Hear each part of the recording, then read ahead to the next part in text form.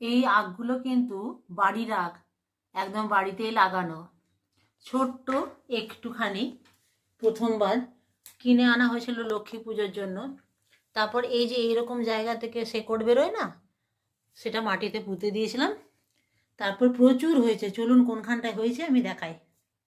আর এগুলো কিন্তু আমি কাটতে পারি, কিন্তু সাইডে যে পাতা টাতাগুলো থাকে সেগুলো ছাড়াতে পারি না, যার জন্য আমি এক ভাইকে ডেকেছি, সে সমস্ত কেটে দিচ্ছে। এই যে দেখুন এখানে আখ গাছটা হয়েছে।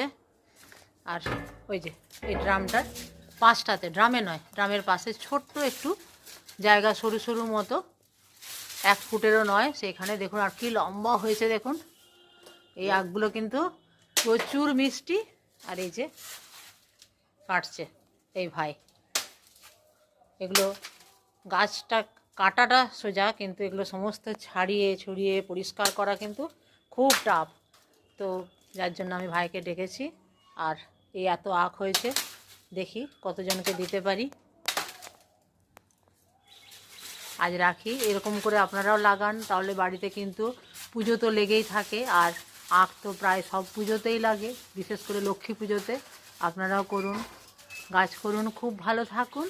আর যত্ন পরিচর্যা সেরকম কিচ্ছু নেই, সবজির খোসা টোসা সমস্ত কিছু ওইখানটাতে দিয়ে দিলেও কিন্তু গাছ তত্তরিয়ে বেড়ে যাবে। আর কি কতটা উঁচুতে উঠেছে দেখুন, দেখতে পাচ্ছেন?